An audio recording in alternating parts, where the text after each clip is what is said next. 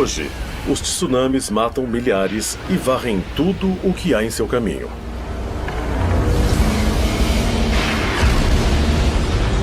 Terremotos destroem cidades inteiras e furacões exterminam paisagens, deixando centenas de mortos e milhares de desabrigados. Desde que a Terra existe, acontecem desastres naturais. Mas esses desastres são mesmo capazes de varrer todos os vestígios de nossa existência, incluindo a arte, a arquitetura e a tecnologia? As evidências sugerem não só que isso é possível, mas que já aconteceu várias vezes. É bem possível que civilizações antigas tenham sido destruídas num grande desastre natural sem deixar rastros. O desenvolvimento lento de simples caçadores e coletores das sociedades muito complexas não parece mais ter sido tão gradual. Nos últimos anos, cientistas encontraram evidências de culturas antigas e que foram um dia prósperas milhares de anos mais velhas do que se imaginava. Mas o que aconteceu a elas? Como elas desapareceram? E isso poderia acontecer de novo? A Mãe Natureza vai cobrar um preço muito alto por este planeta. Seria a grande ruína da humanidade. Estamos mesmo destinados a ser varridos da face da Terra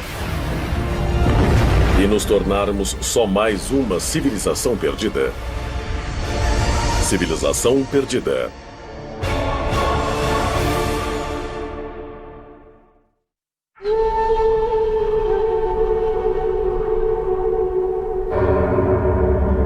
Oman, Rub al-Khali. O deserto de Rub al-Khali, em Oman, esse terreno proibido e desolado na Península Arábica, é marcado nos mapas como o quarteirão vazio.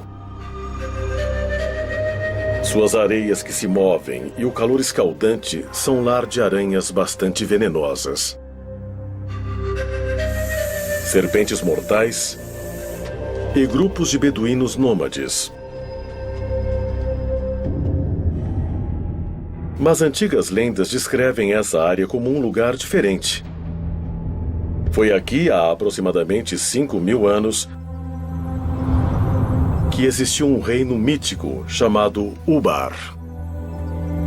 Famosa por suas riquezas e beleza, mas supostamente destruída por Deus por sua perversidade e corrupção. O que se diz no Alcorão, em várias suras diferentes, é que um grande vento chegou e destruiu a cidade porque ela não vivia de acordo com a palavra de Deus. Na verdade, os profetas chegaram e queriam mudar tudo para que fossem corretos, mas eles recusaram. Então a cidade e a civilização foram destruídas.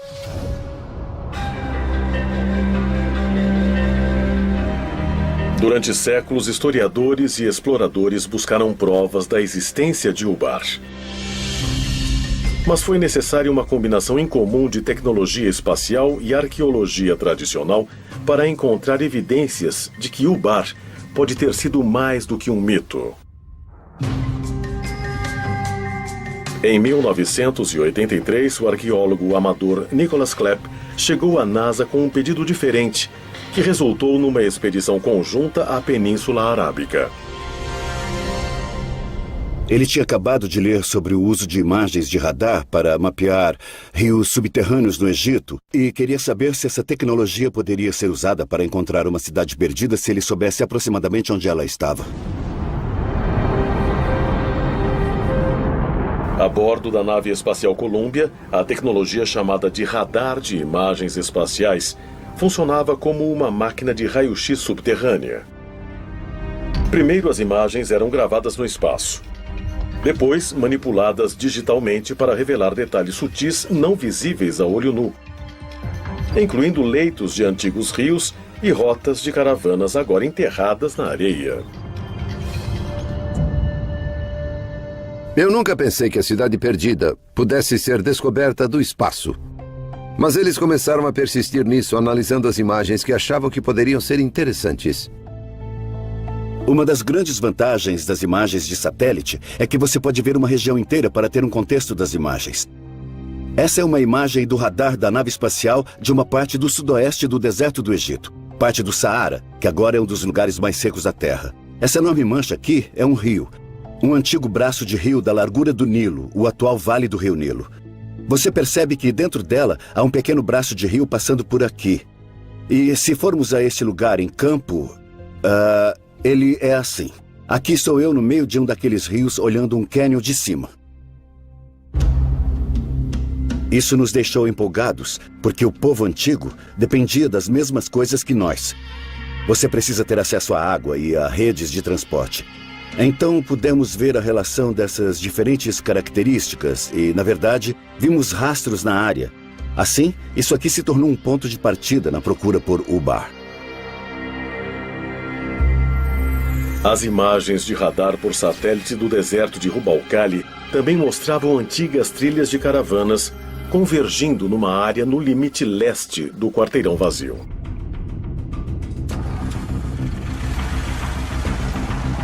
Usamos o que era uma tecnologia nova para pessoas comuns, o sistema GPS. Nós a usamos em combinação com a navegação de helicóptero para descobrir a estrada que vimos nas imagens em satélite e para segui-la pelo deserto. E isso foi extremamente emocionante. Dissemos, vamos ficar nessa área que tem essa montanha imensa e a água embaixo dela, ou uma fonte. E aterrissamos e eles disseram, bom, o que você acha desse lugar? E eu disse, nossa, olha só, você pode ver as estruturas. Isso corresponde à primeira parte do que um lugar antigo deve ter, feito de pedras, paredes, construções, esse tipo de coisa, e muita cerâmica para todo lado. Depois nós identificamos vários lugares que eram claramente importantes até hoje, e um deles era Ubar. Você tem que visualizar centenas de milhares de caravanas com centenas de milhares de camelos, burros e tudo mais, carregando suprimentos e materiais da costa por esse lugar em particular na antiga Ubar. Esse era um posto de comércio para reunir caravanas de camelos que atravessavam o deserto.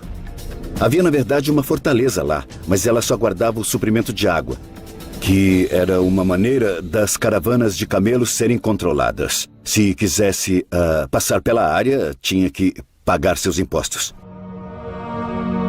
Outras escavações no local revelaram evidências de 8 torres ligadas por paredes de 9 metros.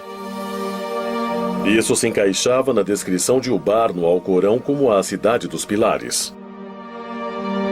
Mas se a lendária cidade realmente existiu, isso quer dizer que outras histórias sobre Ubar seriam verdadeiras? Sua destruição por afundamento na areia, por exemplo. De acordo com os cientistas e geólogos, foi a erosão de um aquífero embaixo da cidade que fez com que Ubar desaparecesse.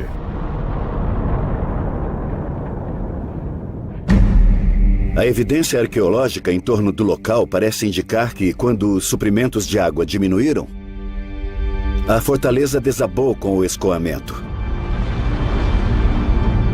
E as pessoas foram embora, muitas delas morreram. Foi o mesmo destino estranho retratado nas lendas antigas. Mas um evento tão bizarro poderia realmente varrer uma população inteira? Ele poderia destruir todos os vestígios de uma cultura, uma língua, uma civilização. De acordo com muitos arqueólogos e historiadores modernos, uma consequência tão devastadora não só é possível, mas também muito provável. Nós não sabemos muito nem sobre a história relativamente recente. Se você voltar 2 ou 3 mil, 4 ou 5 mil anos, depois da última era do gelo e talvez 1 ou 2 eras do gelo, tudo mudou. Até as civilizações humanas, organizações humanas, comunidades humanas, elas se perderam. Culturas mais antigas, particularmente as que não tinham escrita, são esquecidas frequentemente. Não há registro histórico, claro. E o único registro em potencial é o arqueológico. Então, isso exige que um arqueólogo encontre o que ficou para trás e depois reconstrua a história a partir disso. Durante décadas, os cientistas acreditaram que os seres humanos existem há aproximadamente 200 mil anos. e que o que chamamos de civilização surgiu apenas há poucos milhares de anos. Mas novas descobertas desafiam constantemente o que realmente sabemos de nossa própria história. A visão comum diria que você tem uma civilização quando descobre as primeiras cidades e as primeiras escritas. E isso aconteceu por volta dos anos de 3.500 a.C., no Iraque e na Mesopotâmia. E é nessa época que os bandos ou grupos de pessoas se transformam de caçadores e coletores em sociedades agrárias. Ou seja, quando puderam plantar a própria comida. Depois que isso aconteceu, eles puderam se estabelecer em um lugar.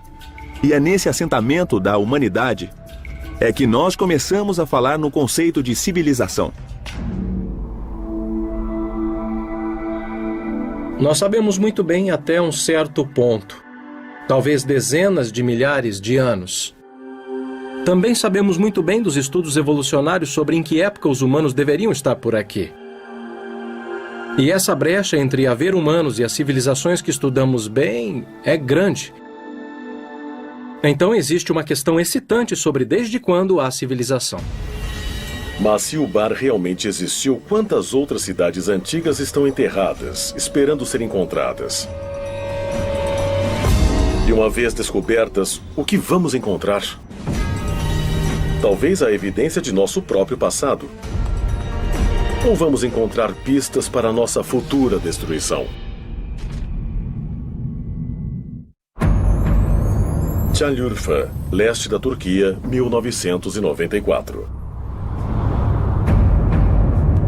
Numa montanha rural, o arado de um fazendeiro curdo parou abruptamente quando ele atingiu uma pedra retangular imensa, enterrada em parte na terra.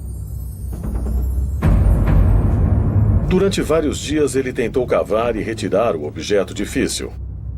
Então, algo inesperado aconteceu. O fazendeiro começou a encontrar evidências de formas estranhas esculpidas na pedra. Logo, sua descoberta atraiu equipes de arqueólogos internacionais até o local. E depois de cuidadosa escavação, uma série de pedras megalíticas imensas foram reveladas. E nelas havia relevos incrivelmente bem preservados de animais, incluindo javalis, raposas, bovinos e várias aves, muitas não nativas da região. Estes são desenhos perfeitamente executados. Alguns leões são realmente incríveis. É bem claro que é um lugar extraordinário. Mas o que foi realmente impressionante é que o local, conhecido como Göbekli Tepe, ou Monte com Umbigo, na Turquia, parece ter 11.000 anos. Quase 5.000 anos mais que qualquer outro local comparável. Göbekli Tepe é um ponto de virada. O que ele significa para os arqueólogos é que nós temos que estender, expandir nossa definição de civilização para incluí-lo. Göbekli Tepe pegou todo mundo de surpresa. Nunca vimos nada igual. Ele mostra uma sofisticação tremenda. É uma descoberta surpreendente para um período tão antigo. Göbekli Tepe é extraordinária. Ela tem 7.000 anos a mais que as pirâmides. As pessoas dizem como os egípcios teriam aquela tecnologia, aquele entendimento em estágio tão primitivo na humanidade. Mas acho que precisamos ver essas ideias sob uma luz completamente nova. Porque Göbekli Tepe tinha 7.000 anos a mais. Nos últimos anos, imagens de radar do local ajudaram a revelar um complexo imenso, mostrando mais de 20 enormes estruturas ovais, cada uma consistindo de colunas megalíticas em forma da letra T, junto com 4 pilares de calcário esculpido, unidos por paredes de pedra de 1,80 m de altura e colocadas num círculo de 9 a 30 metros de diâmetro. É óbvio que há um grande planejamento, há uma previsão, há uma habilidade de mobilizar trabalho e manter aquele como um lugar que depois foi visitado por um longo período de tempo. As pedras pesam geralmente de 15 a 20 toneladas cada, apesar de algumas talvez chegarem a 40 ou 60 toneladas. A ideia da organização disso é totalmente assustadora, eu diria. É claro que você teria que ter centenas, se não milhares de pessoas envolvidas nesse projeto de construção. Mas quem construiu Göbekli Tepe? Para que propósito ela servia? Göbekli surpreende no sentido de que pensávamos num desenvolvimento gradual de simples caçadores e coletores das sociedades muito complexas, mas ele não parece mais ter sido tão gradual. O escavador do local acredita que o local é o centro de uma região. Ele discute isso porque o local é uma área muito impressionante e quando você chega lá, sente que pode ver o mundo dali. Alguns arqueólogos acreditam que tribos nômades da era neolítica viajaram grandes distâncias até Göbekli Tepe para participar de celebrações rituais.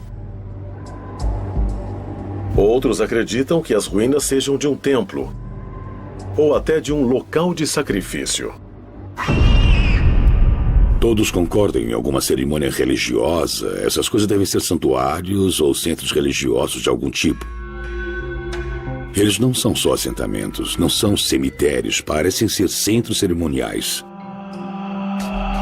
Muitos pesquisadores acreditam que Göbekli Tepe esteve em uso por quase 2.000 anos. Mas em 7.000 a.C., os círculos de pedra podem ter sido enterrados propositalmente e abandonados. Mas por quê? Por que você enterraria esse complexo incrível de ao menos 20 estruturas diferentes, ou talvez muito mais que isso? Minha melhor explicação possível é que algo mudou e eles precisaram ir embora. E a melhor maneira de fazer isso era simplesmente enchendo a área toda. As pessoas não abandonam as coisas. Esses locais são tão sagrados ou importantes que quando abandonam, o soterram e cuidam dele de alguma maneira. E depois reconstroem em cima ou perto ou algo do tipo. Göbekli é assim. Temos evidências claras de que as pessoas soterraram intencionalmente os templos, ou o que quer que fossem, antes de seguirem para outro lugar. Eu acho que algo mais profundo acontecia aqui. Você tem que ver a linha do tempo. Estamos no final da última era do gelo, um período de transições imensas. E há evidências de que houve algum tipo de catástrofe nesse tempo, possivelmente causada pelo impacto de um cometa ou um asteroide no continente norte-americano.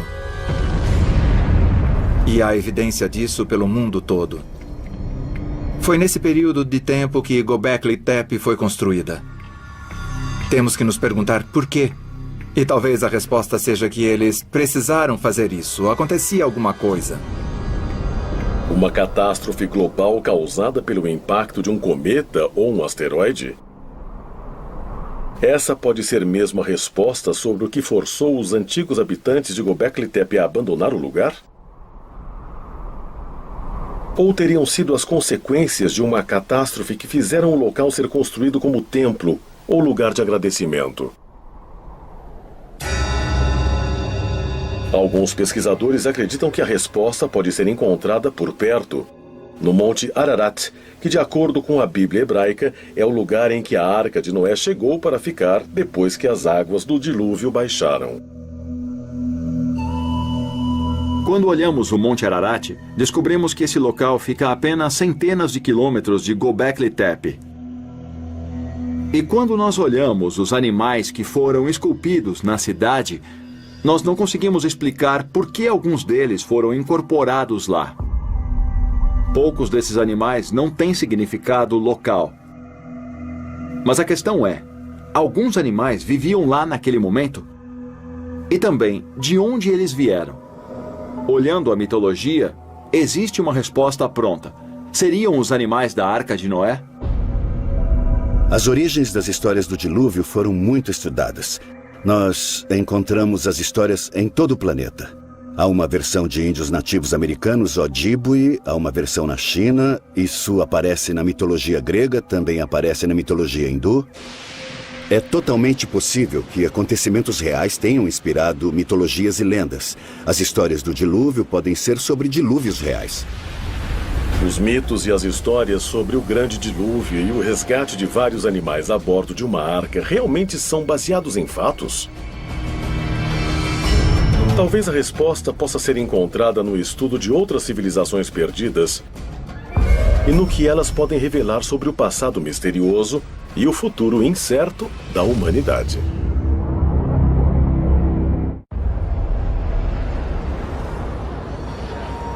26 de dezembro de 2004. Sumatra, Indonésia. Um mega terremoto de magnitude 9.1, gerado a centenas de quilômetros no Oceano Índico, desencadeou um tsunami devastador. Em minutos, mais de 230 mil pessoas morreram e mais de 2 milhões ficaram desabrigadas.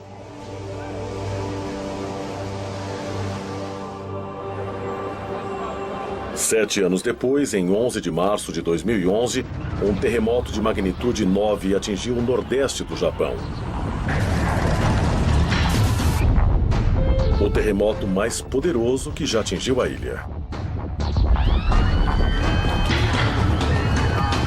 Minutos depois, um tsunami de 9 metros varreu o país, arrastando cidades inteiras.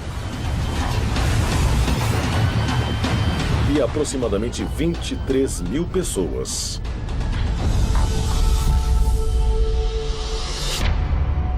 Mas se cidades modernas, com equipamentos de prevenção a desastres modernos, podem ser varridas em questão de minutos, esse também poderia ter sido o destino de muitas civilizações antigas e agora perdidas. Desde que a Terra existe, acontecem desastres naturais. Tsunamis, terremotos, erupções vulcânicas. Tudo isso aconteceu antes de haver humanos para contar histórias sobre eles. Vulcões também são notórios por arrasar civilizações. E Pompeia é o exemplo perfeito disso. O Vesúvio entra em erupção. E uma região inteira congela no tempo e é destruída. As cidades de Pompeia e Herculano foram soterradas por cinzas vulcânicas, pedra-pomes e também fluxos piroclásticos que alcançaram as cidades. Aquelas cidades foram preservadas e apenas 1.500 anos depois alguém descobriu que elas estavam lá. Infelizmente, não importa o quão sofisticada e tecnologicamente avançada uma sociedade seja. Um grande desastre natural pode interromper isso e levá-la para décadas antes ou até mesmo acabar com ela. Heraklion, Creta. Em 1894, o linguista e arqueólogo britânico Sir Arthur Evans chegou a essa ilha no mar Egeu para traduzir várias tábuas de argila recém-descobertas que se imaginavam ser de um período grego antigo. O que Evans descobriu, no entanto, chocou historiadores em todo o mundo. O escrito hieroglífico não era grego, mas de uma civilização desconhecida de 5.000 a.C. 3 anos depois, Evans liderou uma expedição que desvendaria o que ficou conhecido como o Palácio de Knossos.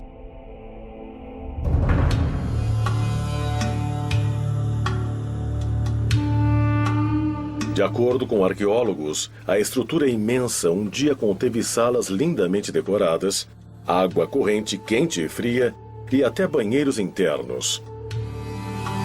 Evans chamou o povo que construiu o palácio de Minoicos, por causa do mitológico rei Minos de Creta. A civilização minoica era a superpotência do leste do Mediterrâneo na Era do Bronze. Tinha uma frota enorme e fazia comércio com praticamente todos os povos do Mediterrâneo. A civilização minoica de Creta era uma sociedade que começou a desenvolver uma série de palácios bem elaborados com jardins para cerimônias, pinturas, afrescos e arquitetura bem elaborada. Os minoicos agora são considerados a primeira grande potência no Mediterrâneo. Seu reino se estendeu aproximadamente de 2500 a 1600 a.C. Mas como um povo tão poderoso e tecnologicamente avançado simplesmente desapareceu?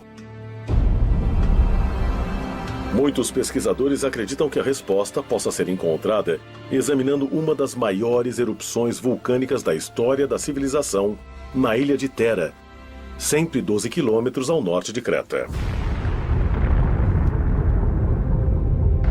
A erupção de Thera aconteceu em 2 ou 3 fases, no período de alguns dias ou algumas semanas. O que achamos que aconteceu é que houve alertas suficientes porque não encontramos esqueletos em Thera, como encontramos em Pompeia e em outros lugares. As pessoas devem ter tido a chance de deixar a cidade. Mas o resto das pessoas, por exemplo, em Creta, não podia esperar que a erupção do vulcão as afetasse como realmente afetou. Na vulcanologia, falamos em diferentes tipos de erupções vulcânicas, desde as brandas, geralmente com fluxos de lava, a erupções plinianas, e também temos as ultraplinianas, se forem muito grandes. A erupção de Thera foi uma erupção pliniana, ou talvez até ultrapliniana, foi muito explosiva. Essa erupção incrivelmente explosiva destruiu muito da ilha. O céu escurece, a nuvem da erupção se espalha e começa a depositar cinzas. O que é encontrado até em lugares como Rhodes e o sudoeste da Turquia. Em outras direções, a evidência da erupção pode ter sido sons de explosões ouvidas ao longe no momento. Agora acredita-se amplamente que a violenta erupção vulcânica em Thera gerou um imenso tsunami que foi na direção das cidades portuárias de Creta. O que temos aqui é uma maquete do mar Egeu no leste do Mediterrâneo e do vulcão de Thera. Então, o que vamos ver é o que acontece logo depois da erupção do vulcão. Primeiro, há o que chamamos de onda de preenchimento, quando a caldeira do vulcão desaba. Ela forma um vazio no mar, e aí a onda começa a se espalhar e se mover em direção à ilha de Creta. Era exatamente aí que os minoicos viviam. Essa é a onda inicial, ela começa a se espalhar. Aqui é Creta, e em 20 ou 25 minutos, a onda alcança Creta. O tamanho da onda, ao atingi-la, acaba variando entre 4 e 9 metros. Para entender como deve ter sido para os minoicos, podemos ver o que aconteceu no Japão em março de 2011. É um tsunami imenso e vemos diariamente o impacto na sociedade.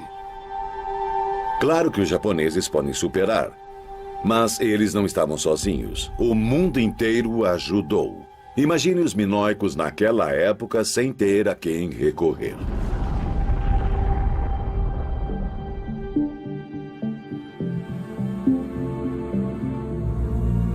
É possível que uma civilização tenha existido, tenha desaparecido e depois outra civilização tenha vindo sem saber que houve uma civilização antes dela? Essa é uma teoria fascinante que leva a todo tipo de especulação, porque muita gente, fica querendo saber e perguntando se poderia haver uma civilização na Terra que fosse predadora de outras civilizações. E isso nós não sabemos. Se um vulcão ativo pudesse mesmo varrer todos os vestígios de uma civilização passada, uma atividade vulcânica similar poderia oferecer o mesmo perigo ainda hoje? Pesquisadores de vulcões dizem que sim, e se preocupam com a possibilidade de uma catástrofe dessas ameaçar a costa leste dos Estados Unidos. A ilha de La Palma, próxima a Tenerife, nas Ilhas Canárias, tem algumas falhas e imagina-se que grande parte dela possa escorregar para o mar. E se isso acontecer, ela pode causar um imenso tsunami. O colapso de um vulcão nas Ilhas Canárias, como Cumbre Vieja e La Palma, pode produzir um nível de estrago por volta de 20 mil quilômetros de linha costeira desde Newfoundland e a costa leste dos Estados Unidos, seguindo para o Caribe e o norte do Brasil. O que as maquetes dizem é que quando as ondas chegarem à costa leste dos Estados Unidos, elas estarão por volta de 10 ou 20 metros de altura. Então, é a altura da onda que nós vimos em Sumatra em 2004, depois do terremoto lá, e que nós vimos no Japão depois do terremoto de 2011. Mas um desastre natural, como uma erupção vulcânica, um terremoto ou um tsunami, pode realmente destruir todos os vestígios de uma civilização? Destruí-la tão completamente que mude a história da humanidade por séculos? Talvez a evidência possa ser encontrada em uma tumba antiga cheia de ouro, localizada numa cidade costeira do Mar Negro.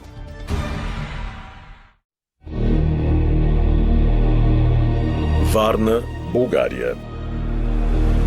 Durante séculos, essa cidade de veraneio no Mar Negro atraiu viajantes e negociantes de toda a Europa e do Oriente Médio.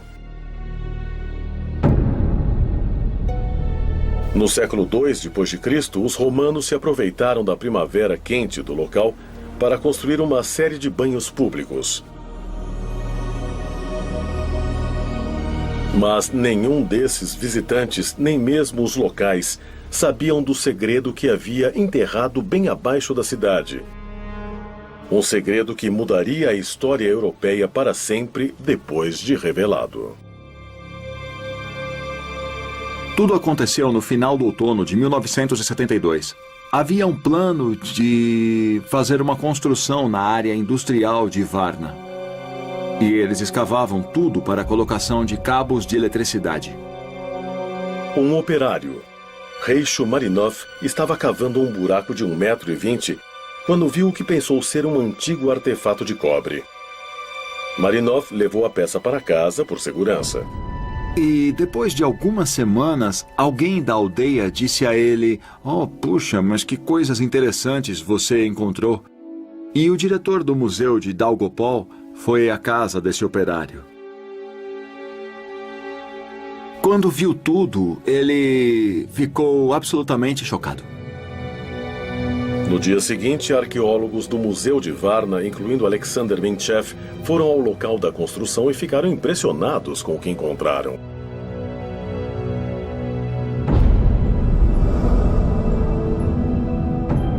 No primeiro dia em que chegamos ao local, vimos várias peças de ouro no caminho, esmagadas pelos pés de pessoas que passavam. O pessoal daquela fábrica passava por cima de quilos de ouro várias vezes por dia. E ninguém acreditaria que aqueles tesouros estavam escondidos debaixo dessa área aqui. Outras escavações revelaram que essa área não construída era o local de um cemitério há muito esquecido. Ele continha mais de 300 tumbas que arqueólogos dataram de aproximadamente 4.500 a.C. Mas, mais importante que os restos dos antigos moradores de Varna, foi a evidência chocante do que antes foi uma avançada e próspera civilização. Muitas tumbas com restos humanos foram encontradas, com os corpos colocados em diferentes posições, geralmente com a cabeça para o norte ou nordeste. Eles foram enterrados com seus próprios ornamentos e com suas próprias armas.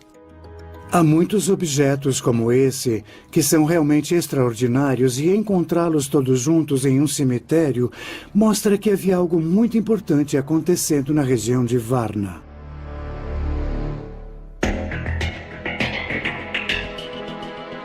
Dentro das tumbas havia mais de 15.000 artefatos de design complicado, incluindo machados de cobre, de jade e quantidades significativas de joias em ouro.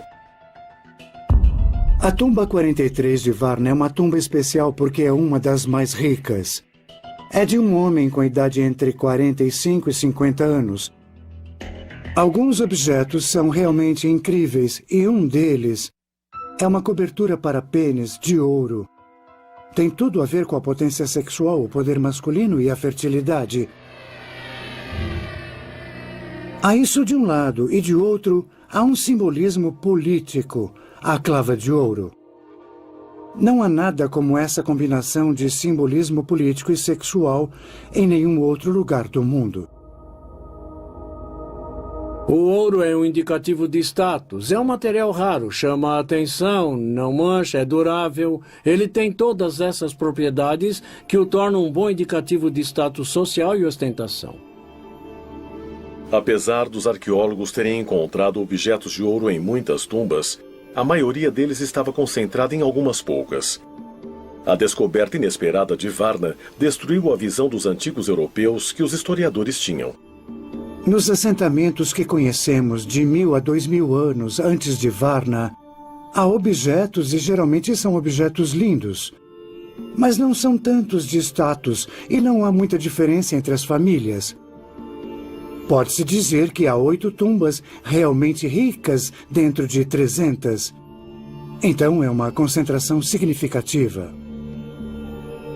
Acreditava-se que, durante o período pré-histórico, as pessoas fossem iguais. Elas trabalhavam juntas, dividiam tudo que podiam colher e não havia diferença. Nenhuma diferença social, nada. Eles deviam ser como nós. Eles apreciavam ouro e também joias, tinham ferramentas muito úteis. Então, sim, eles não eram diferentes de nós, eram iguais.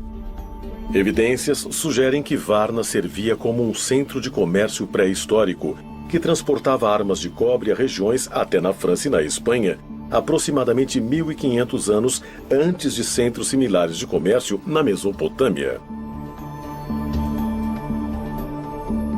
Varna é também ligada a armamentos, guerras e batalhas, porque nessas tumbas nós encontramos grande quantidade de armas, machados, lanças, pontas de flechas.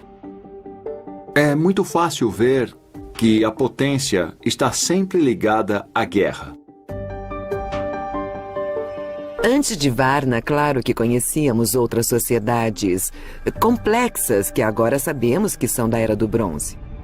Descobriu-se Stonehenge, que também era considerado uma dessas sociedades complexas, mas Varna tem ao menos 3.000 anos mais que Stonehenge.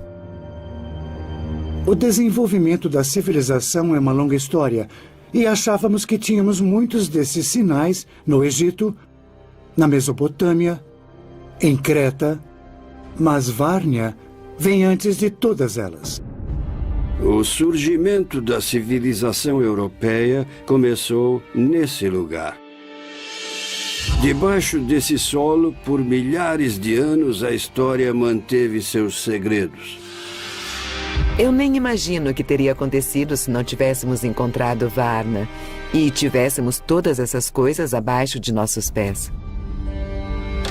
Mas o que ainda é um mistério é como a população de Varna desapareceu por volta de 4100 a.C.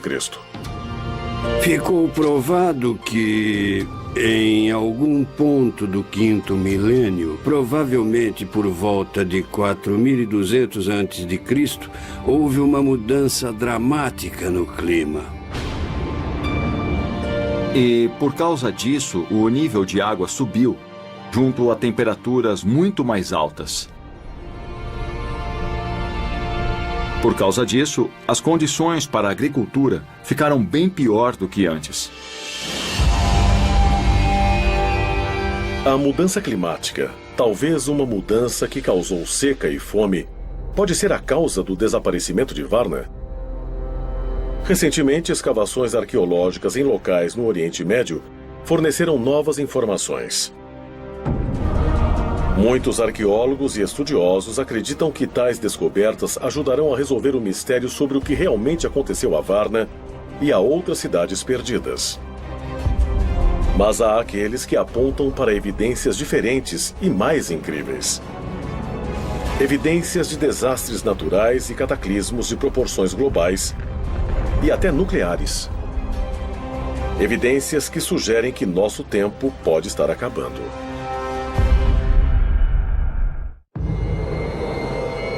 Tel Hamukar, nordeste da Síria. 13 quilômetros ao norte da fronteira com o Iraque.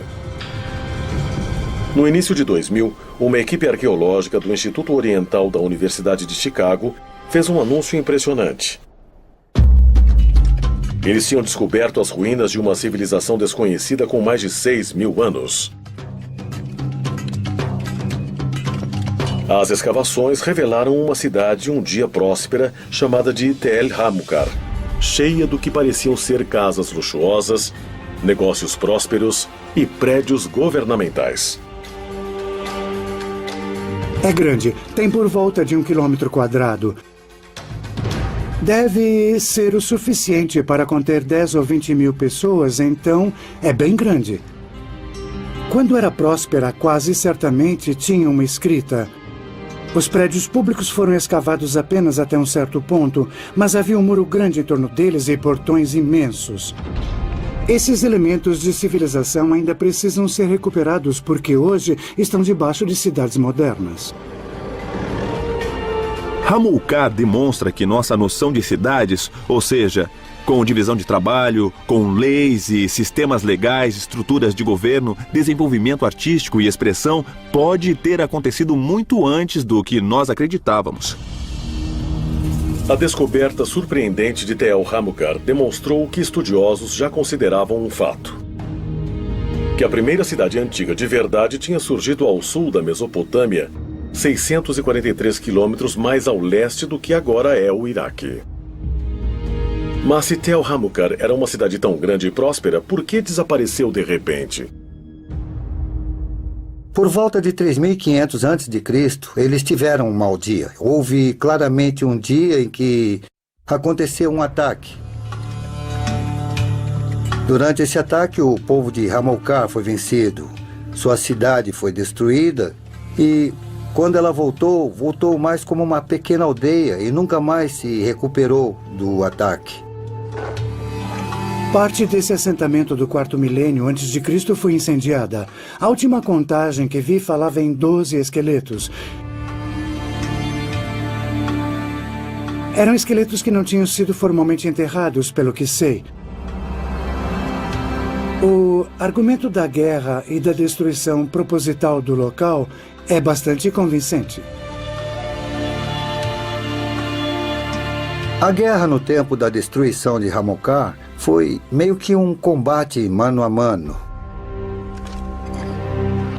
Mas há evidências de que, possivelmente, as pessoas usassem balas em Hamukar. Não balas de armas, claro, mas atiradeiras. Essa é uma ideia controversa que surgiu das escavações em Hamukar. Mas não há dúvidas de que a cidade foi destruída, de que a luta foi brutal e que a cidade foi incendiada. O interessante é que, naquela época, você tinha as cidades do sul, como Uruk, que se desenvolviam, e sabemos disso há muito tempo. Mas há novas evidências de que locais como Hamukar criavam seu próprio tipo de civilização ao mesmo tempo. Havia uma dinâmica do norte versus o sul, e isso acontecia. Então, a destruição de Hamukar pode ter sido o fim desse povo do norte que estava tentando criar seu próprio modo de vida, mas foi vencido pelo povo do sul e isso mudou a história. Centenas de quilômetros a oeste de Tel Hamukar estão as ruínas de outro assentamento antigo, Tel Caramel. Em 2007, arqueólogos escavando antigas tumbas no local descobriram as fundações de 5 grandes torres de pedra, cada uma medindo 4,5 metros de diâmetro e sugerindo uma altura de aproximadamente 6 metros. Imagina-se que elas tenham ao menos 10.000 anos de idade. Elas estão localizadas ao norte da Síria, não muito longe de Göbekli Tepe, e é bem óbvio que estamos lidando com a mesma cultura aqui. Por que exatamente elas foram construídas é um mistério. A resposta mais óbvia é sugerir que são defensivas e que podia haver predadores, animais ou humanos. Claro que a pergunta é, para que elas eram usadas? Eram parte de uma fortaleza real? Eram torres de observação? Ou elas tinham outro propósito? Para ser sincero, não se sabe ao certo. Tel Caramel, ao noroeste da Síria, é um local importante porque nos dá a primeira evidência de estruturas permanentes construídas em pedra por um grupo de pessoas que data de antes do que eram conhecidas como as mais antigas estruturas na cidade de Jericó por volta de 2000 anos. O que Caramel mostra bem claramente é que temos que abrir mão da ideia de que houve um processo na transformação para o Neolítico. Eu poderia listar muitos outros lugares onde você tem culturas locais distintas que parecem bem elaboradas em seus próprios termos, mas bem diferentes umas das outras. Não é um desenvolvimento, são vários desenvolvimentos, sendo que alguns foram mais bem-sucedidos que outros. A maioria dos estudiosos acredita que Tel Caramel e Tel Hamucar foram destruídas por exércitos invasores do sul da Mesopotâmia. O conflito era endêmico no mundo antigo. Não era só uma guerra à toa e irracional, mas era direcionada ao aumento das cidades, à tomada de mais territórios, mais cidades subordinadas, mais pessoas para pagar impostos. Mas a guerra territorial pode ter sido o motivo dessas cidades um dia grandes terem sido destruídas? Recentemente, outra teoria, infinitamente mais audaciosa, foi proposta. Talvez Tel Caramel e Tel Hamucar tenham sido vítimas de uma explosão nuclear bizarra e espontânea. Em 1972, cientistas do Gabão, na África, descobriram evidências de um evento nuclear dentro de uma mina de urânio. Foi descoberto por causa de nosso conhecimento dos subprodutos de reatores nucleares. Medimos a quantidade de produtos que temos e conseguimos datar sua idade. Assim pudemos descobrir que ela tinha por volta de 2 bilhões de anos. Existe um reator nuclear no Sol que nos dá vida, mas a questão é, isso poderia acontecer na Terra? Certamente nos anos 50 as pessoas fizeram previsões do que seria preciso para se ter um reator nuclear natural em algum lugar da crosta ou do núcleo terrestre. O urânio-235 é nossa principal fonte de reatores de fissão nuclear e é bastante comum. Na verdade, é mais comum que o ouro. Então, na escala de grandes elementos que podem se partir, é razoavelmente comum e podemos miná-lo. Então, se quer que uma reação nuclear aconteça, os dois fatores principais seriam densidade de urânio suficiente e algo para desacelerar os nêutrons. Uma das melhores fontes para desacelerar nêutrons e ter uma reação em cadeia é a água. E nessa área em particular, no oeste da África, você tem essa combinação certa de água suficiente, urânio denso suficiente e temos um reator nuclear. O que pode acontecer com um reator natural é um desastre na escala de Chernobyl. Uma liberação de radiação que poderia afetar a saúde das pessoas. Uma explosão de fissão nuclear que pode acontecer com urânio em um cenário natural é certamente algo que você não quer que aconteça. Mas ela é tipicamente subterrânea. Pode ser como um vulcão, e então dessa forma seria um desastre natural. Alguns cientistas agora acreditam que tal explosão nuclear poderia varrer toda a vida por centenas, se não milhares de quilômetros ao redor do local do depósito de urânio. E se isso aconteceu no oeste da África, poderia acontecer em outra parte da Terra? Talvez em Tel Hamucar. Sabendo que aconteceu num lugar há 2 bilhões de anos, é bem provável que haja outros bolsões em lugares mais profundos, onde ainda não verificamos bem. Acho que muita gente ainda não pensou na ideia de que pode ter havido alguma grande catástrofe natural que fez as civilizações desaparecerem. Quantas delas desapareceram no passado e nós nem sabemos, porque talvez tenha sido há 20 ou 30 mil anos. Estamos focados agora em civilizações dos últimos 5 mil anos. Nós só vamos até a história chinesa e a egípcia. Civilizações pré-históricas podem ter sido destruídas por explosões naturais catastróficas de lugares profundos na Terra? Ou é possível que a destruição em massa de antigas cidades tenha vindo de locais muito mais distantes? –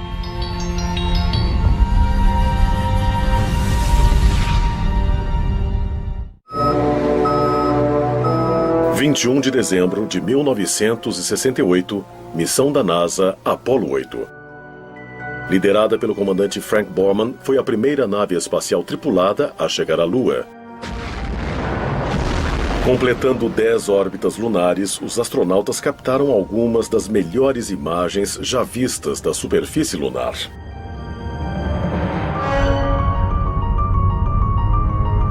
As fotografias mostram a Lua totalmente marcada por milhares de enormes crateras, evidências que sugerem a alguns que a Lua um dia foi lugar de atividades vulcânicas violentas. Mas as evidências modernas mostram que houve outro motivo, talvez mais significativo, para as inúmeras crateras da Lua, grandes impactos de asteroides que podem ter bombardeado também a Terra.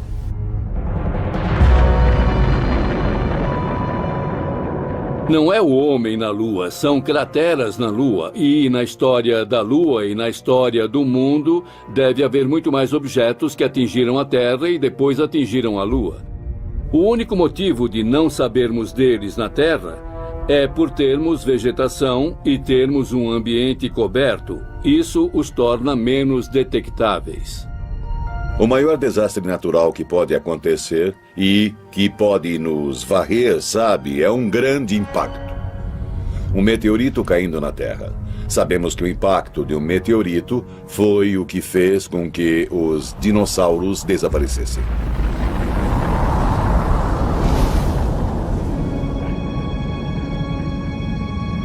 Nós estamos hoje na beira da cratera do meteoro, um local de impacto de meteorito bastante famoso no norte do Arizona. A cratera foi formada aproximadamente há 50 mil anos, quando um asteroide de uns 45 metros de diâmetro chegou veloz pela atmosfera a uns 42 mil quilômetros por hora. Ele impactou o chão com uma força igual a 1000 bombas de Hiroshima.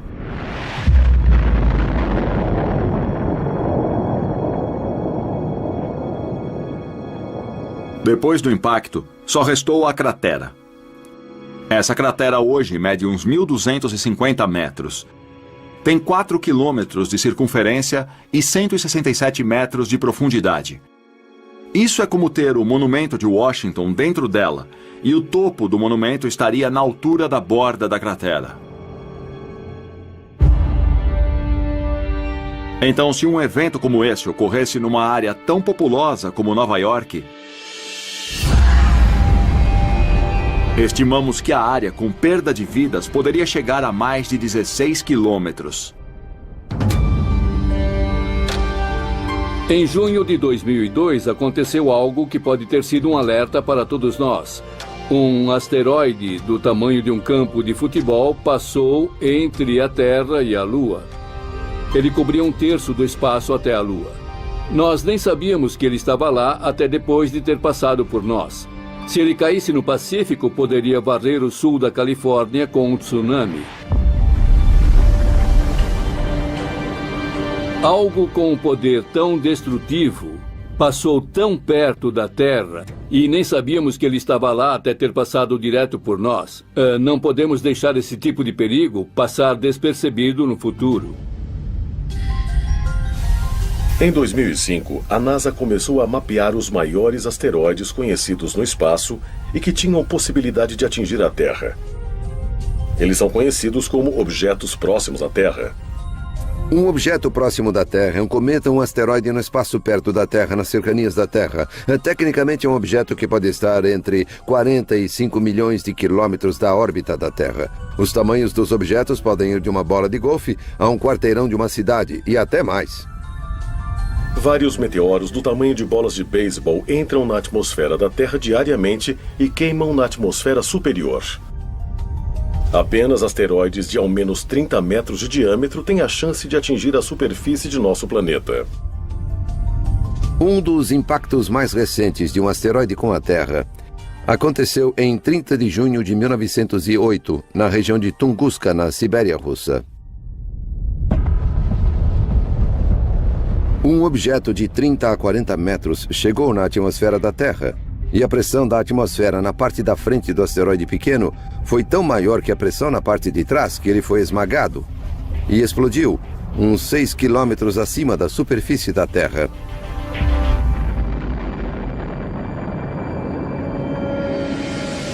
Isso arrasou árvores num raio de 2.000 quilômetros quadrados. É uma região não habitada, então ninguém se feriu. Mas ele matou algumas renas, derrubou árvores e causou um grande estrago. Foi algo em torno de 5 megatons de energia, equivalente a umas 385 vezes a energia do acontecido em Hiroshima no final da Segunda Guerra Mundial. Apesar do impacto de qualquer meteoro do tamanho de um campo de futebol poder ter um efeito devastador, o que cientistas mais temem são aqueles que podem ser ainda maiores. Um asteroide com 1 quilômetro ou 2 ou até maior, e há uns 1000 deles no espaço em torno da Terra, pode causar consequências globais.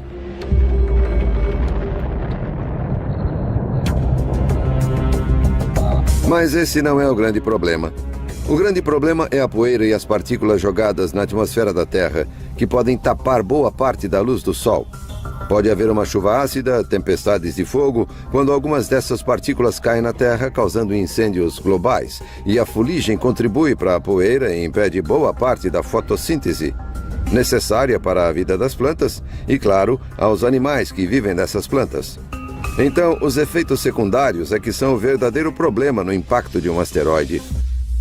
Quando nós lidamos com possíveis impactos de asteroides ou de meteoros na Terra, eles podem causar o aniquilamento não só de populações de organismos vivos, mas de civilizações inteiras, e eles já fizeram isso.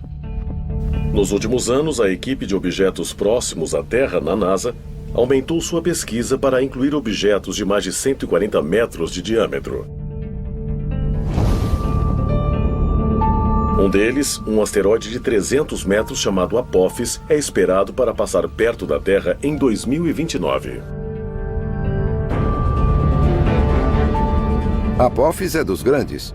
Foi descoberto em 2003 e, por um tempo, parecia que realmente atingiria a Terra. Ele tinha 1 em 37 chances de atingir a Terra em 2029.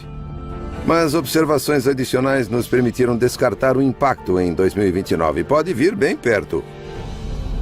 Vai ser um objeto visto a olho nu por pessoas na Europa. Então você vai ver um asteroide se aproximando da Terra, mas ele não vai bater. Mas apesar de cientistas mapearem o curso de Apophis, eles não podem prever como o imenso asteroide pode ser afetado por outros fatores, como a gravidade da Terra. A parte assustadora é que ele passa e volta 7 anos depois. E não sabemos se sua trajetória será afetada pela gravidade da Terra e se ele pode vir em direção a ela. Se passar por uma brecha de 600 metros no momento dessa aproximação maior em 2029, ele vai voltar e atingir a Terra em 2036. É um objeto grande o suficiente para criar não o fim do planeta, mas que pode custar centenas de milhares, se não milhões de vidas, se atingir o lugar errado. Infelizmente, cientistas dizem que não é uma questão de se, mas de quando um grande asteroide vai colidir com a Terra. Mas quando isso acontecer, todos os vestígios de nossa civilização estarão perdidos? Um asteroide poderia descer uma rocha gigante vinda do espaço, criando um efeito devastador no ecossistema, e fazendo tudo morrer. É possível apagar uma espécie inteira. É possível apagar um registro completo de tudo que existe. Isso também pode ajudar a explicar por que outras civilizações antigas foram destruídas e quase esquecidas? Acho que é bem possível termos civilizações mais antigas que, de alguma forma, foram apagadas por um objeto que desceu na Terra e mudou toda a natureza do planeta. Não somos Chicken Littles. Eu sei que é assim que pensam de nós, que somos Chicken Littles dizendo que o céu está caindo. O céu não está caindo, mas pode haver algo lá em cima vindo em nossa direção. Se nosso planeta for atingido por um meteoro em nosso tempo, há providências que podem ser tomadas para minimizar sua devastação? Estamos suficientemente preparados para evitar a perda de séculos de avanços tecnológicos que a humanidade conseguiu até aqui? Ou somos ainda mais vulneráveis do que acreditamos? Monte Kilimanjaro, na Tanzânia. No ano de 2000, o paleoclimatologista Lonnie Thompson e uma equipe de pesquisadores perfurou profundamente uma geleira que cobria o pico da montanha. Lá, eles coletaram amostras de gelo que revelaram evidências de condições climáticas e suas mudanças não só nas últimas décadas, mas de dezenas de milhares de anos. Um núcleo de gelo é uma coluna de gelo. Tiramos uma série deles da superfície para ter a história do clima e do ambiente em diferentes partes do mundo. Esses núcleos têm camadas anuais bastante distintas e se pode medir a grossura dessas camadas. Você pode medir como a precipitação mudou com o tempo. Existe o registro de uma história da composição antiga de nossa atmosfera nas bolhas de ar que são preservadas no gelo. Então, agora temos história de 800 mil anos de pesquisas de coisas como dióxido de carbono, metano, óxido nítrico. Você pode até ver micro-organismos presos no gelo. Nós ressuscitamos organismos que estiveram no gelo por mais de 50 mil anos. Então, tudo que está no ar é arquivado no gelo. Então, o que vemos lá são períodos de calma e depois períodos em que há cataclismos. Essa é a realidade da vida no planeta Terra. Se vai de uma coisa a outra. Universidade de Ohio, fundada em 1870. Guardados aqui em imensos freezers na Universidade de Ohio, há amostras de gelo que Thompson coletou de geleiras por todo o mundo. Temos mais de 7 mil metros na sala agora. É a única coleção tropical de gelo no mundo. Temos núcleos lá do Kilimanjaro, temos gelo de Franz Josef Land no Ártico Russo. Temos uma boa coleção de gelo do Himalaia e do Tibete. O núcleo mais antigo perfurado numa região montanhosa do oeste da China. Ele tem mais de 750 mil anos. Esses núcleos de gelo nessa prateleira vieram do Planalto de Bruce, na Península Antártica. Eles foram perfurados ano passado e serão cortados e depois processados no laboratório. Um recente estudo de amostras de gelo sugere que um evento climático forte ocorreu na Terra por volta de 5.200 anos atrás.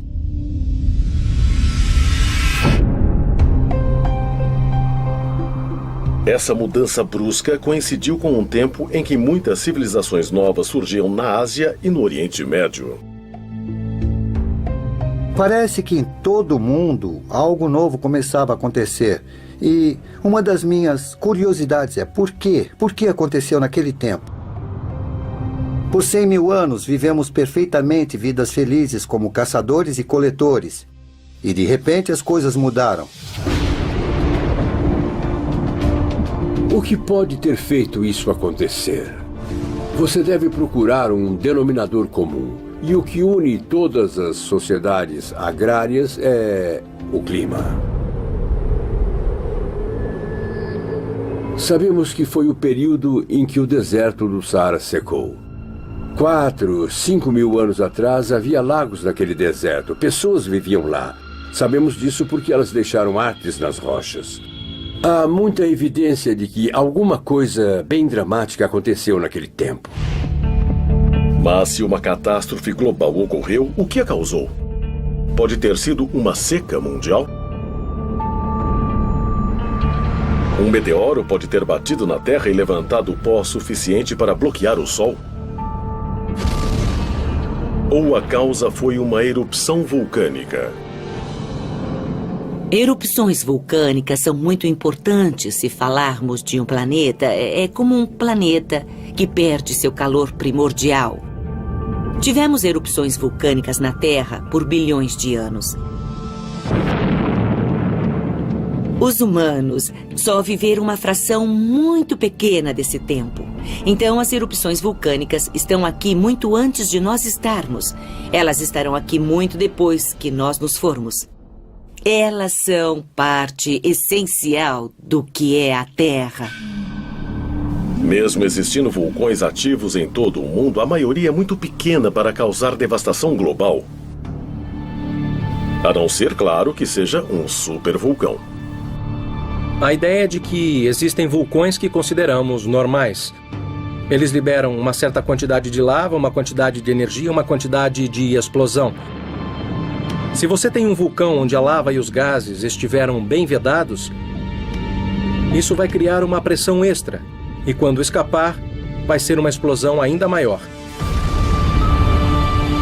E isso é classificado como um supervulcão. Há vulcões na Terra que são capazes de erupções muito grandes. Em geral, os vulcões em torno do Anel de Fogo, os vulcões que têm caldeiras, como os da Nova Zelândia, de Papua Nova Guiné ou do Alasca. Cientistas identificaram ao menos 7 supervulcões ao redor do mundo. O maior fica debaixo do Parque Nacional de Yellowstone, em Wyoming. O pensamento comum em geofísica sobre Yellowstone e sobre alguns outros lugares na Terra é de que há uma concentração de calor nas profundezas que forma uma região de derretimento parcial da rocha, e isso é constante. A ideia é de que isso, de vez em quando, pode criar uma erupção muito grande. De acordo com os cientistas, a erupção mais recente em Yellowstone ocorreu há aproximadamente 600 mil anos. Quando Yellowstone vai fazer isso de novo é completamente desconhecido para nós. Não temos como saber. É como prever o tempo ou alguma coisa geológica. Você sempre vai ter uma margem de erro na previsão de quando vai acontecer. Yellowstone é um vulcão relativamente novo. Todas as erupções aconteceram nos últimos 2,5 milhões de anos, e isso é pouco em termos geológicos. Se Yellowstone entrasse em erupção de novo, uma erupção cataclísmica seria incrível. Seria algo que não vimos em tempos registrados. O Monte St. Helens pareceria uma bobagem comparado ao que Yellowstone poderia fazer. Isso teria efeitos globais no clima. Resfriaria a temperatura média da Terra e devastaria o oeste dos Estados Unidos. Cobriria tudo de cinzas. Então, a agricultura se perderia. Os efeitos durariam algum tempo. Teria um grande efeito na civilização. As cinzas e os gases venenosos emitidos numa grande erupção podem criar uma nuvem pelo mundo, bloqueando a luz do sol por muitos anos. Na escuridão, as colheitas e os animais do mundo morreriam, deixando os humanos passando fome. Se Yellowstone explodisse hoje, com grandiosidade, seu impacto na humanidade seria bem maior do que foi no passado, porque há muito mais pessoas. Nós temos 7 milhões de pessoas a mais no mundo a cada mês.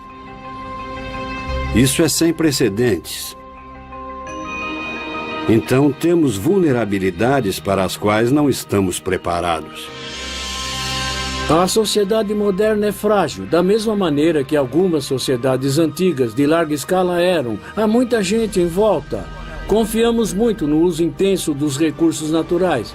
E claro que degradamos esses recursos já que usamos tanto. Muitas pessoas acham que estamos numa situação clássica de colapso. Os humanos são muito dependentes da natureza. Nós esquecemos disso no mundo moderno. Mas há forças por aí muito maiores do que qualquer um de nós. E essas forças estão ativas e tiveram impacto nas culturas e nas civilizações do passado.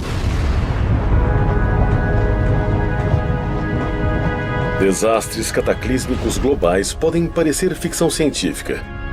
Mas acredite se quiser, muitos governos e empresas se preparam para tais eventos. Infelizmente, uma grande pergunta paira diante deles. Seus planos funcionarão?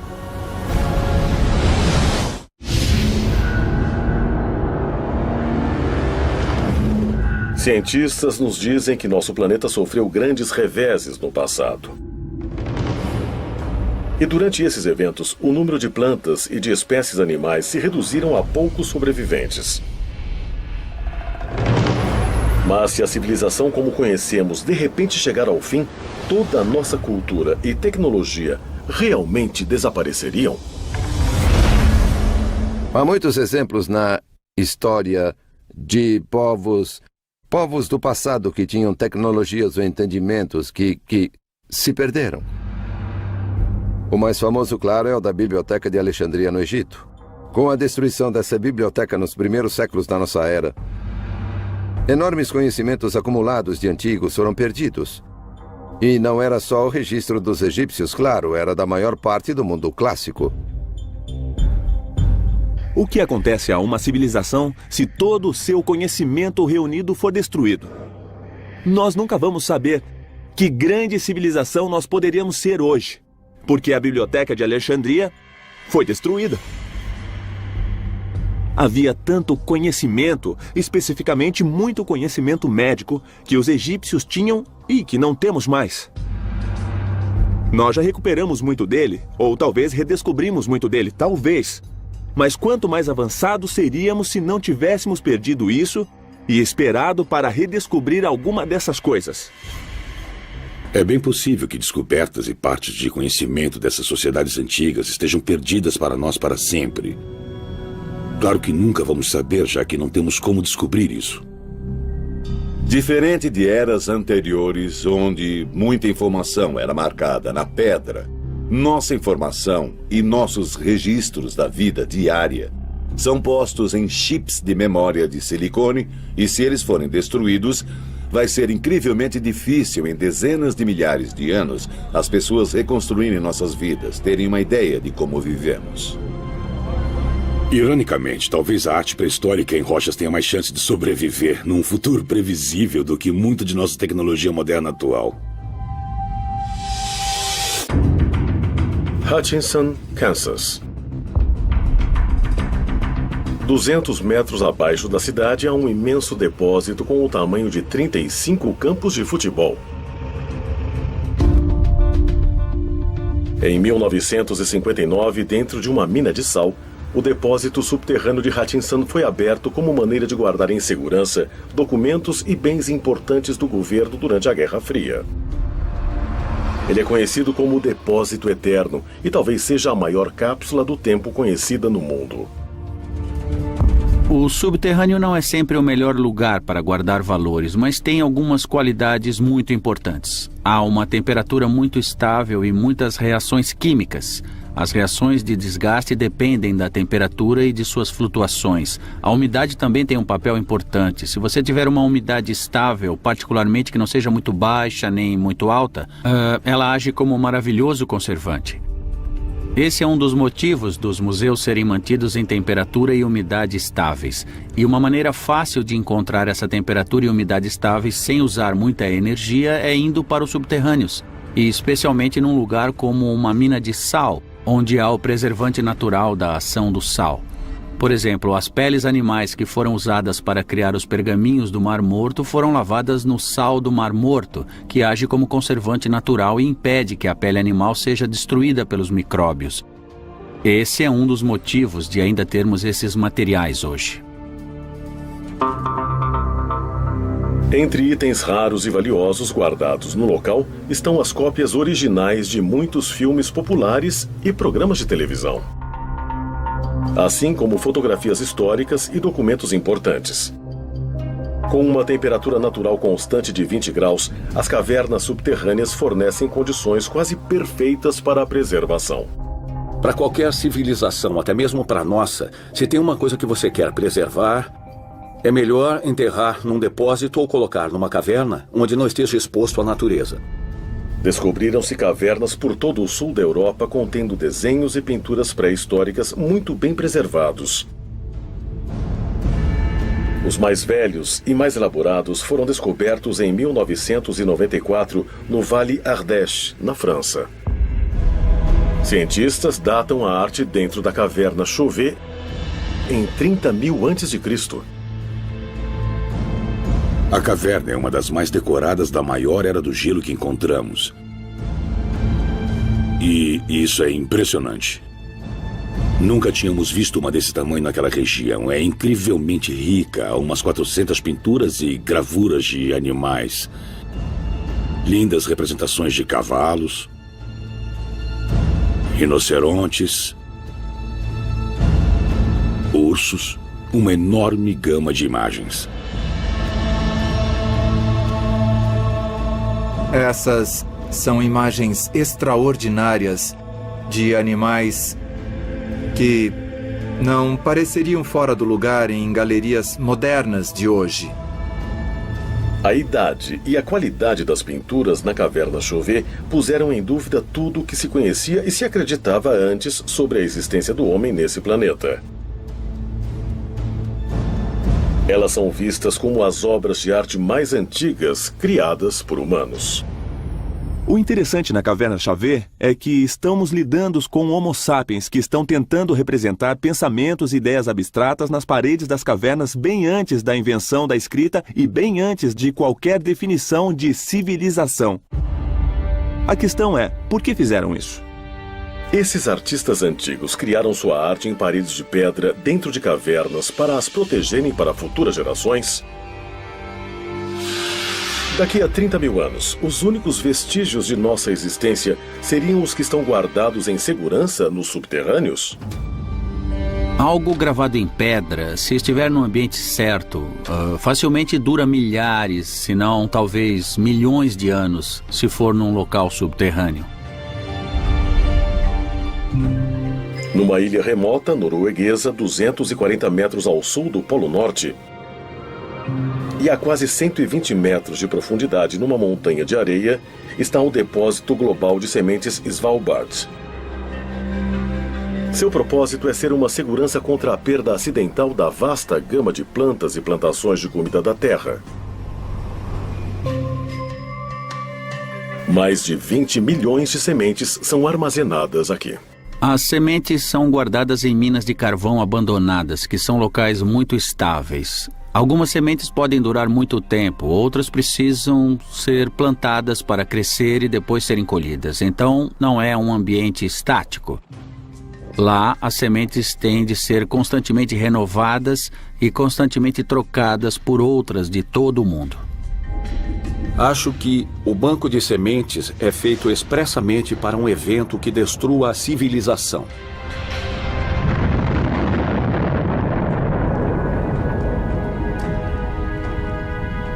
Acho que é uma maneira simples de assegurar que, se alguém sobrar, vai reconstruir. E se alguém vai reconstruir, vai ser ótimo ter isso tudo disponível. Uma coisa única no ser humano é que tendemos a pensar no passado, tendemos a pensar no presente e também pensamos no futuro. Podemos imaginar o que queremos passar para os nossos netos. Essa é uma das motivações para todas as pessoas. Então, enterrar alguma coisa ou colocá-la num local seguro para o futuro, acho que é algo que até povos antigos podem ter pensado. Se antigas civilizações preservaram propositalmente evidências de seu conhecimento e tecnologia avançados em cavernas e outras estruturas subterrâneas, esses tesouros escondidos podem nos ajudar a resolver o mistério de quem somos e de onde viemos. E talvez ainda mais importante, nos dirá quanto de nossa própria civilização vai sobreviver no futuro. Podemos mesmo desaparecer do planeta sem deixar rastros? O planeta Terra, de acordo com os cientistas, foi formado há aproximadamente 4 bilhões e meio de anos. Mas a maioria dos estudiosos acredita que a humanidade só existe durante os últimos 200 mil anos. Mas é possível que esses estudiosos estejam errados? As civilizações humanas teriam existido na Terra centenas de milhões de anos atrás e depois perderam suas evidências enterradas debaixo da superfície do nosso planeta? Acho que é possível, visto que a pré-história humana é medida em milhões de anos e estamos agora medindo a civilização em dezenas de milhares de anos, que haja uma brecha de algum tipo de civilização que podemos ter perdido. Há uma grande questão pelo fato de ter havido civilizações no passado que simplesmente sumiram sem deixar rastros. 1 milhão de anos atrás, 100 milhões de anos atrás, você ainda está a só uma fração de toda a vida da Terra. Há 100 milhões de anos havia dinossauros andando pela Terra. E se houve alguma forma de vida que veio antes deles 1 bilhão de anos no passado? Não tem como saber e também nem como dizer que isso nunca poderia ter acontecido. Se a Terra sofrer um desastre global, o que pode acontecer à raça humana? O que aconteceria se nossa civilização inteira fosse varrida por uma erupção vulcânica gigante? Que tornasse toda a atmosfera tóxica e todos nós morrêssemos, nós teríamos que aprender como cozinhar com o fogo novamente? Quanto tempo isso levaria? Os sobreviventes estarão em regiões distantes e abrigadas. Eles serão caçadores e coletores novamente até os milhares de anos necessários para que reconstruam a civilização. Se antigas civilizações forem mesmo perdidas, é possível que vestígios da sociedade de hoje também sejam enterrados debaixo da terra e sejam esquecidos. Pegamos Chernobyl, por exemplo, se virmos como a construção moderna se deteriorou rápido. Em 50 anos, muito da infraestrutura se deteriorou significativamente. Se alguém anunciasse hoje, Nova York, vão todos embora, abandonem a cidade. Daqui a 1000 anos, ela estaria soterrada por escombros debaixo d'água. A maioria dos prédios já teriam desabado há muito tempo. Tem mais um fator aí, os 10 mil anos. Não imagino que possa existir alguma coisa que alguém reconheça. Você teria que saber o que procura para encontrar. Talvez entre os poucos remanescentes da tecnologia humana estará um de seus produtos mais perigosos: o lixo nuclear. O maior perigo disso, claro, é a radiação. O bom dos materiais radioativos é que eles naturalmente se desfazem e também desaparecem. O problema é que muitos deles levam milhares, dezenas de milhares ou até milhões de anos para isso. Então você tem que pensar numa área segura de depósito que os mantenha por muito tempo. Há muita controvérsia sobre como se desfazer do lixo nuclear que vem da criação de armas e de energia nuclear. Eles têm que ser deixados em algum lugar da Terra. Planeja-se enterrar profundamente no solo. Isso se chama uma solução geológica para o problema do lixo nuclear. O Departamento de Energia americano contratou uma equipe de estudiosos para trabalhar com engenheiros nos locais propostos para o derramamento de lixo nuclear. Lá, eles esperam colocar um aviso universal que possa ser compreendido por futuros humanos por ao menos 10 mil anos. Eles precisam pensar numa mitologia que avise as pessoas que há perigo ali. De algum modo devem pensar numa tradição que será perpetuada e passada pelas gerações e manter o aviso, fazendo com que as pessoas fiquem seguras do lixo nuclear. O plano atual em consideração é de um trabalho enorme para cercar todo o local. Quando terminada, a cerca vai medir 10 metros de altura e 30 de largura. O projeto inclui também uma série de marcadores de granito, cada um com 7 metros de altura, gravados com avisos em várias línguas. Mas uma série de sinais de aviso criptografados pode realmente ter efeito? Ou eles serão apenas misteriosos e inescrutáveis como as gravações de Göbekli Tepe ou nos megalitos de Stonehenge? Você não vai colocar um crânio com um X de ossos. O que isso pode significar para alguém até daqui a 500 anos? Que tipo de linguagens você pode botar nele? Como não cabe aqui ou afaste-se? Isso é um grande desafio. Na vasta história de nosso planeta, a atividade humana ocupa menos de 1% de sua vida de 4 bilhões e meio de anos. Mas somos mesmo apenas um traço, residentes temporários destinados a serem esquecidos em mais outros 100 mil anos, ou menos? Eu acho que os seres humanos são capazes, infelizmente, de acabarem uns com os outros. Podemos destruir a raça humana, mas não podemos destruir a Terra. A Terra está aqui há bem mais tempo que nós e estará bem aqui mais tempo que nós. Se todo vestígio de nossa civilização pode ser destruído tão facilmente, como historiadores podem estar certos de que tudo o que vivenciamos não aconteceu antes?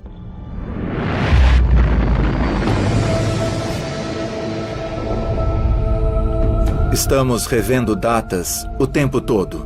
E acho que, em algum estágio, evidências que provavelmente já estão por aqui vão começar a nos fazer perceber que pode ter havido outras civilizações. Algo que provavelmente nós não reconhecemos nesse momento. A data de origem das coisas vai cada vez mais para trás, seja da cerâmica, dos assentamentos, do uso do fogo, o que for. Nunca nos fixamos numa data e dizemos que não pode ter acontecido antes, porque inevitavelmente outras evidências surgirão. O fato de civilizações terem evoluído mais de uma vez e talvez terem sido varridas por algum evento e voltado de novo pode fornecer algumas lições para nós hoje. O fato é que um verdadeiro estudioso vai perceber que quanto mais informações tivermos, mais vamos perceber que não sabemos nada sobre o mundo. Se pensarmos bem, os registros escritos que temos de um passado distante são tão mínimos que praticamente não sabemos nada. A história da humanidade é mesmo misteriosa? Ou há pistas que ainda estão escondidas, esperando serem descobertas? Quando as encontrarmos, nós entenderemos seus possíveis avisos? Ou vamos ignorá-los e nos tornarmos mais uma civilização perdida?